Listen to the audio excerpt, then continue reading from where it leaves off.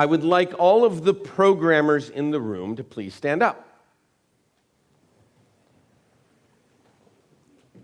In a moment, I'm going to ask some of you to sit down, and I'm going to ask the rest of you to remain standing. It's a very simple decision, usually. I'd like all the men to sit down. Men. Good. Does anybody see a problem here? Ladies, you may now sit down. Thank you. What's wrong with that picture?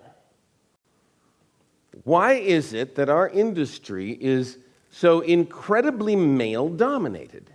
Now, this did not used to be the case. Back in the earliest days of software, women were roughly half the programmers that were there. Not quite, but almost half. We needed a lot of programmers to keep those machines alive. Who were these programmers in the 1950s? Well, they weren't trained in school. They weren't CS grads.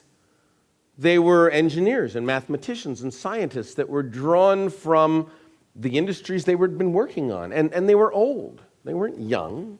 They were in their 30s and 40s and maybe their 50s. They were people who were mature. They understood projects. They understood schedules. They didn't need a lot of management. They were people who'd been around the block a lot. They were people that their companies trusted. From 1945 to 1965, 20 years, there's perhaps 100,000 programmers in the world, maybe 200,000 or 300,000. Where did all these people come from? They didn't graduate from school. Well, they might have, but they didn't graduate with a computer degree. There were no computer degrees. There weren't enough. There weren't enough engineers, scientists, and mathematicians. There weren't any computer science grads. So companies had to draw the programmers from the best and brightest in whatever field they could get them from. Accountants, planners, clerks, anybody with a technical bent. Anybody who might think in that funny way that programmers think. And if the company trusted them enough, they would be brought in as programmers. They would be moved from their current job to a programming job. Though not mathematicians, they were experienced, disciplined professionals, and I like to think that Turing would have approved. By 1970, tens of thousands of new computer science and EE grads were starting to come out of the schools. There were now computer science courses that you could take in college. And the perception in the industry was, the perception amongst the students was, this was the career. If you could get into computers, you were going to do well. And they were right, of course. That was a great career decision to make.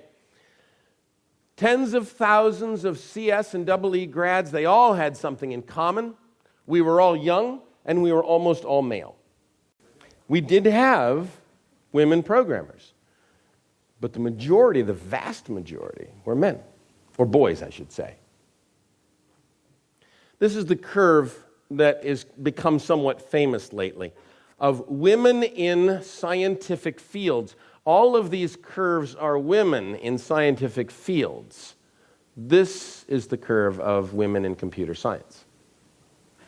Something strange is going on there. I don't know exactly what it is. And you can see there's this kind of weird peak in 1985. Business had to have programmers. And what young men may lack in discipline, they make up for with energy.